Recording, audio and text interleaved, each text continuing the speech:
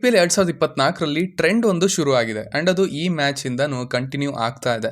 ನಿನ್ನೆ ನಡೆದಂತಹ Bengaluru versus Punjab match ನಲ್ಲಿ ರಾಯಲ್ ಚಾಲೆಂಜರ್ಸ್ ಬೆಂಗಳೂರು ಗೆದ್ದಿದೆ. ಮ್ಯಾಚ್ ನಡೆದದ್ದು ಬೆಂಗಳೂರಿನಲ್ಲಿ ಅಂಡ್ ಈ ಮ್ಯಾಚ್ ಅನ್ನು ಸೇರಿಸಿ ಟೋಟಲ್ 6 ಮ್ಯಾಚ್ಗಳಲ್ಲಿ ಹೋಮ್ ಟೀಮೇನೆ ಗೆದ್ದಿರೋದು. ಸೊ ಇದನ್ನ ಈ ಟ್ರೆಂಡ್ ನ ಯಾರು ಬ್ರೇಕ್ ಮಾಡ್ತಾರೆ ಅಂತ ನೋಡ್ಬೇಕಿದೆ. ಸ್ಪೆಷಲಿ ಇಲ್ಲಿ ನಮ್ಗೆ ಸಿಕ್ಕದ್ದು ವಿರಾಟ್ ಕೊಹ್ಲಿ ಅವರ ಆಟ. ಬ್ರೇಕ್ ಇಂದ ವಾಪಸ್ ಬಂದಿದ್ದಾರೆ. ಹೋದ ಮ್ಯಾಚ್ ಪವರ್ ಪ್ಲೇನಲ್ಲಿ ಅಂತ ಬಾಲ್ಸ್ ಏನು ಸಿಗ್ಲಿಲ್ಲ. ಬಟ್ ಈ ಸಾರಿ 2 ಮ್ಯಾಚ್ ಅನ್ನು ಸೇರಿಸಿ ಬೌಂಡ್ರಿಗಳನ್ನ ಕ್ಲಾಸಿ ಶಾಟ್ಸ್ ಮೂಲಕ ಹೊಡೆದ್ರು ಅಂತ ಹೇಳ್ಬೋದು. ಅಂಡ್ ಇಂಟ್ರೆಸ್ಟಿಂಗ್ಲಿ IPL ಸ್ಟಾರ್ಟ್ ಆಗೋದಕ್ಕೂ ಮುಂಚೆ T20 ವರ್ಲ್ಡ್ ಕಪ್ಗೆ ಕೊಹ್ಲಿ ಇರದೇ ಇರಬಹುದು ಅನ್ನೋ ನ್ಯೂಸ್ ಸ್ಪ್ರೆಡ್ ಆಗ್ತಾ ಇತ್ತು. ಸೊ ಆ ರೂಮರ್ಸ್ಗೆ, ಆ ರೀತಿಯ ನ್ಯೂಸ್ಗೆ ಉತ್ತರ ಕೊಟ್ಟಂಗಿತ್ತು ಅವರ ಆಟ. ಇಂಟೆಂಟ್ ಇತ್ತು, ಅಪ್ರೋಚ್ ಇತ್ತು, ಅಗ್ರೆಸಿವ್ನೆಸ್ ಅಫ್ಕೋರ್ಸ್ ಯಾವಾಗಲೂ ಇರುತ್ತೆ. ಅಂಡ್ ಶಾರ್ಟ್ಸ್ ಅಂತೂ ಒಂದಕ್ಕಿಂತ ಒಂದು ಚೆನ್ನಾಗಿದ್ವು. ಮಾಮೂಲಿ ಕವರ್ ಡ್ರೈವ್ಗಳ ಜೊತೆಗೆ ಲಾಫ್ಟೆಡ್ ಕವರ್ ಡ್ರೈವ್ ಒಂದು ಹೊಡೆದ್ರು, ಅದಂತೂ ಬ್ಯೂಟಿಫುಲ್ ಆಗಿತ್ತು ನೋಡೋದಕ್ಕೆ. ಪವರ್ ಪ್ಲೇನಲ್ಲಿ ಅಲ್ದನೆ ಮಿಡ್ಲ್ ಓವರ್ಸ್ನಲ್ಲೂ ಕೂಡ ನಾರ್ಮಲಿ ಸ್ಲೋ ಆಗೋ ಹಾಗೆ ಇವತ್ತು ಆಗಲಿಲ್ಲ. ಅಲ್ಲೂ ಕೂಡ ಹೆಡ್ ಆನ್ ತಗೊಳ್ತಾ ಇದ್ರು, ಬೌಂಡ್ರಿಗಳಿಗೇನೆ ನೋಡ್ತಾ ಇದ್ರು, ಅವು ಬರ್ತಾ ಇದ್ವು ಕೂಡ. ಕೊಹ್ಲಿ ಈ ರೀತಿ ಡಾಮಿನೇಟ್ ಮಾಡಿದ್ರು ಕೂಡ ಮ್ಯಾಚ್ ಮಾತ್ರ ಈಸಿ ಆಗಿರಲಿಲ್ಲ. ಸ್ಪೆಷಲಿ ಈಕ್ವೇಷನ್ ಕಷ್ಟದ ಲೆವೆಲ್ಗೇನೆ ಹೋಗಿದ್ದು ಕೊನೆಯಲ್ಲಿ. ಬಟ್ ಲಾಂಬ್ರೋರ್ ಹಾಗೆ ನಮ್ಮ DK ಸಾಹೇಬ್ರು ಆ ಪ್ರೆಷರ್ನ ತಗೊಂಡು ಇನ್ನ 4 ಬಾಲು ಇರೋ ಹಾಗೇನೆ ವಿನ್ ಮಾಡಿಸಿದ್ರು ಮ್ಯಾಚನ್ನ. ಸ್ಪೆಷಲಿ DK ಈ T20 ವರ್ಲ್ಡ್ ಕಪ್ ಇಯರ್ ಅಂತಂದ್ರೆ ಅವರಿಗೊಂದು ಹೊಸ ಉತ್ಸಾಹ ಬರುತ್ತೆ ಅಂತ ಅನ್ಸುತ್ತೆ. 2022ರಲ್ಲಿ ಹೇಗೆ ಆಡಿದ್ರು ಅಂತ ನಿಮಗೆ ಗೊತ್ತೇ ಇದೆ. ಲಾಸ್ಟ್ ಇಯರ್ ಆಡಲಿಲ್ಲ, ವರ್ಲ್ಡ್ ಕಪ್ ಕೂಡ ಇರಲಿಲ್ಲ. ಬಟ್ ಮತ್ತೆ ಈ ಸಾರಿ ಈ ಲೆವೆಲ್ಗೆ ಸ್ಟಾರ್ಟ್ ಮಾಡಿದ್ದಾರೆ. ಹೋದ ಮ್ಯಾಚ್ ಒಳ್ಳೆ ಪಾರ್ಟ್ನರ್ಶಿಪ್ ತಂದರೂ ಕೂಡ ಶಾರ್ಟ್ಸ್ ಎಲ್ಲೂ ಅಷ್ಟು ಕ್ಲಿಯರ್ ಆಗಿ ಇರಲಿಲ್ಲ. ಬಟ್ ಈ ಸಾರಿ ಈ ಮ್ಯಾಚ್ ಅಲ್ಲಿ ಎಲ್ಲಾನು ಚೆನ್ನಾಗಿದ್ವು, ಜಜ್ಮೆಂಟ್ ನಿಂದ ಹಿಡಿದು ಎಕ್ಸಿಕ್ಯೂಷನ್ ತನಕ. ಈಗಂತೂ RCB ಬ್ಯಾಟಿಂಗ್ ತುಂಬಾ ಸ್ಟ್ರಾಂಗ್ ಆಗೋಯ್ತು. ಅದು ಬೇರೆ ಇನ್ನ ಪತಿದಾರ್ ಅವರು, ಮ್ಯಾಕ್ಸ್ವೆಲ್ ಹಾಗೆ ಗ್ರೀನ್ ಅವರು ಫೈರ್ ಆಗಿಲ್ಲ. ಎಲ್ಲರೂ ಪೊಟೆನ್ಷಿಯಲ್ ಇರುವಂತಹ ಪ್ಲೇಯರ್ಸ್. ಚಿನ್ನಸ್ವಾಮಿಯಲ್ಲಿ ಅವರು ಬೇಕಾಗ್ತಾರೆ. ಅಂಡ್ ಬ್ಯಾಟಿಂಗ್ ತೀರಾ ಸ್ಟ್ರಾಂಗ್ ಆಗಿ ಕಾಣೋಕೆ ಶುರು ಆಗಿದೆ ಅಂತ ಹೇಳ್ಬೋದು. ಈ ಮ್ಯಾಚ್ ಅಲ್ಲಿ ನಾವು ಮಾತಾಡಬೇಕಾಗಿರೋದು RCBಯ ಬೌಲಿಂಗ್ ಬಗ್ಗೆ. ಬ್ಯಾಟಿಂಗ್ ಮಾಡೋರು ತುಂಬಾ ಜನ ಹೇಳಿದ್ದು, ಸ್ಪೆಷಲಿ ಧವನ್ ಹಾಗೆ ಡುಪ್ಲೆಸಿಸ್, ಇವತ್ತಿನ ಪಿಚ್ ನಾರ್ಮಲ್ ಚಿನ್ನಸ್ವಾಮಿ ಪಿಚ್ ರೀತಿ ಇರಲಿಲ್ಲ, ಸ್ವಲ್ಪ ನಿಂತು ಬರ್ತಾ ಇತ್ತು ಅಂತ. 30% ಸ್ಲೋ ಆಗಿತ್ತು ವಿಕೆಟ್ ಅಂತ. ಸೊ ಆಸ್ ಆಲ್ವೇಸ್ ಏನೇ ಇದ್ರೂ ಕೂಡ ಟಾಸ್ ತುಂಬಾನೇ ಮುಖ್ಯ ಚಿನ್ನಸ್ವಾಮಿಯಲ್ಲಿ. ಅದನ್ನ ಪ್ರಿವ್ಯೂನಲ್ಲೂ ಮಾತಾಡ್ಕೊಂಡಿದ್ವಿ. ಇರೋ ಸ್ಟ್ರೆಂತ್ಗೆ ಆಡಬೇಕು, ಚೇಸಿಂಗ್ ಮಾಡಬೇಕು ಇಲ್ಲಿ ಅಂತ. ಅಂಡ್ ಅದು ಹಾಗೆ ಆಯಿತು.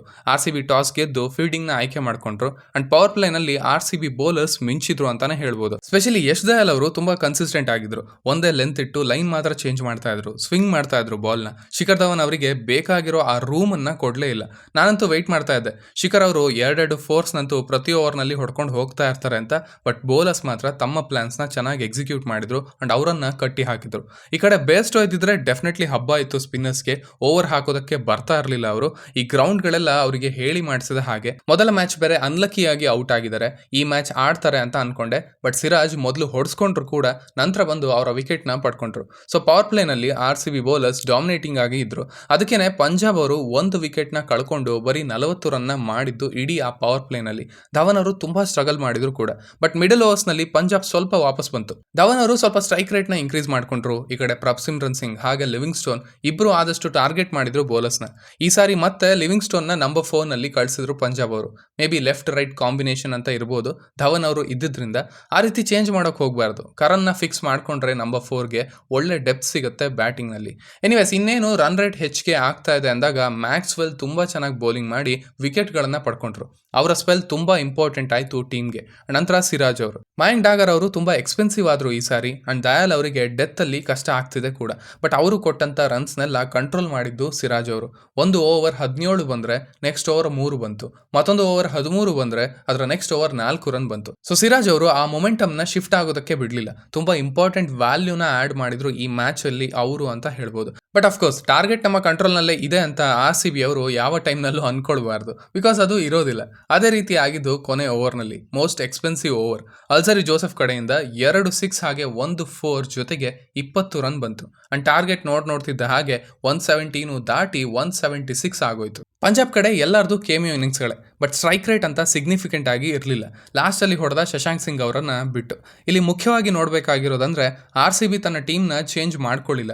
ನಾವು ಪ್ರಿವ್ಯೂನಲ್ಲೂ ಹೇಳಿದ್ವಿ, ಟೀಮ್ ಚೇಂಜ್ ಮಾಡಬಾರ್ದು, ಬಿಕಾಸ್ ಆಪ್ಷನ್ ಇಲ್ಲ ಅಂದಾಗ ನೀವೇ ನಮ್ಗಿರೋದು, ನೀವೇ ಏನಾದರೂ ಮಾಡಬೇಕು ಅನ್ನೋ ಥರದ ನಂಬಿಕೆ ತೋರಿಸಿ ಬೌಲರ್ಸ್ ಮೇಲೆ ಒಂದು ಯೂನಿಟ್ ಆಗಿ ಅವರನ್ನ ಮುಂದೆ ಕರ್ಕೊಂಡು ಹೋಗಬೇಕು. ಅಂಡ್ ಅದೇ ಆಗಿದ್ದು ಇವತ್ತು.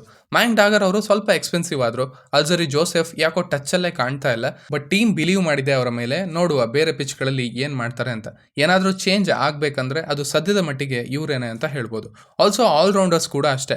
ಈ ಸಾರಿ ಕರಣ್ ಶರ್ಮಾನ ಇಂಪ್ಯಾಕ್ಟ್ ಪ್ಲೇಯರ್ ಲಿಸ್ಟ್ಗೆ ದಬ್ಬಿ ಗ್ರೀನ್ ಹಾಗೆ ಮ್ಯಾಕ್ಸಿ ಮೂಲಕನೇ ಮ್ಯಾನೇಜ್ ಮಾಡೋ ಪ್ಲಾನ್ ಇತ್ತು ಅಂತ ಅನ್ಸುತ್ತೆ. ಅಂಡ್ ಅದು ವರ್ಕ್ ಆಯಿತು ಕೂಡ. ಸೊ RCB ಒಂದು ಬೌಲಿಂಗ್ ಯೂನಿಟ್ ಆಗಿ ಚೆನ್ನಾಗಿ ಕಂಡ್ರು, ಬೌನ್ಸರ್ಸ್ನ ಚೆನ್ನಾಗಿ ಎಕ್ಸಿಕ್ಯೂಟ್ ಮಾಡಿದ್ರು. In fact Bairstow, Livingstone, Sam Curran ಹಾಗೆ ಜಿತೇಶ್ ಶರ್ಮಾ ಇಷ್ಟು ಜನ ಔಟ್ ಆಗಿದ್ದು ಕೂಡ ಬೌನ್ಸರ್ಸ್ಗೇನೆ. ಸೊ ಇಂಥ ಒಂದು ಸರ್ಪ್ರೈಸಿಂಗ್ ಎಫರ್ಟ್ನ ಕಾಂಪ್ಲಿಮೆಂಟ್ ಮಾಡೋ ಹಾಗಿತ್ತು ಕೊಹ್ಲಿ ಅವರ ಆಟ. ಪವರ್ ಪ್ಲೇನ ತಿಂದಾಕಿದ್ರು. ಆಲ್ಮೋಸ್ಟ್ 4ನೇ ಓವರಲ್ಲೇನೆ ಈ ಇಡೀ ಮ್ಯಾಚಲ್ಲಿ ಅವರದ್ದೇ ಹೈಯೆಸ್ಟ್ ನಂಬರ್ ಆಫ್ ಫೋರ್ಸ್ ಇದ್ದದ್ದು. ಆ ಲೆವೆಲ್ಗೆ ಶಾಟ್ಸ್ ಇದ್ವು. ಮೊದಲ ಓವರ್ನಲ್ಲಿ ಒಂದು ಜೀವದಾನ ಸಿಕ್ತು. ಬೇಸ್ಟೋ ಕ್ಯಾಚ್ ಬಿಟ್ಟರು, ಅದನ್ನು ಬಿಟ್ಟದ್ದು ಇಡೀ ಮ್ಯಾಚ್ನ ಬಿಟ್ಟ ಹಾಗಾಯಿತು ಅಂತ ಹೇಳ್ಬೋದು. ಯಾಕಂದರೆ ವಿರಾಟ್ ಕೊಹ್ಲಿಗೆ ಇನ್ನೊಂದು ಕಡೆಯಿಂದ ಅಂಥ ಸಪೋರ್ಟ್ ಏನೂ ಸಿಗಲಿಲ್ಲ. ಎಲ್ಲರೂ ತುಂಬ ಕ್ಯಾಶುವಲ್ ಆಗಿ ಔಟ್ ಆದರು. ಫಾಫ್ ಆಗಲಿ, ಗ್ರೀನ್ ಆಗಲಿ, ಮ್ಯಾಕ್ಸಿ ಆಗಲಿ.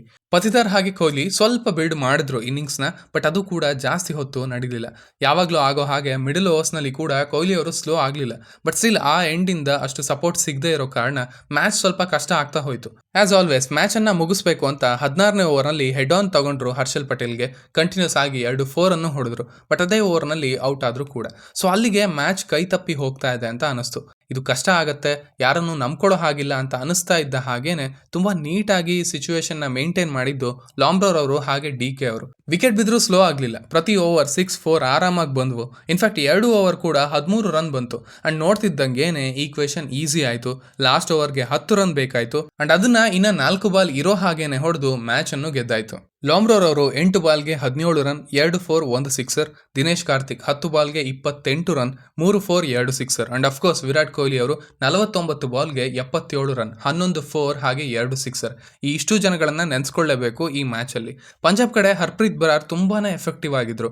ಈ ಕಡೆ ಸಿರಾಜ್ ಏನ್ ಮಾಡಿದ್ರು ಅದನ್ನ ಅಲ್ಲಿ ಅವ್ರು ಮಾಡಿದ್ರು ಅಂತ ಹೇಳ್ಬೋದು. ಮೊಮೆಂಟಮ್ನ RCB ಕಡೆಗೆ ಶಿಫ್ಟ್ ಆಗೋದಕ್ಕೆ ಬಿಡಲಿಲ್ಲ. 1 ಓವರ್ ರನ್ಸ್ ಬಂತು ಅಂದರೆ ನೆಕ್ಸ್ಟ್ ಓವರ್ ಇವರು ಬಂದು ಕಂಟ್ರೋಲ್ ಮಾಡೋರು.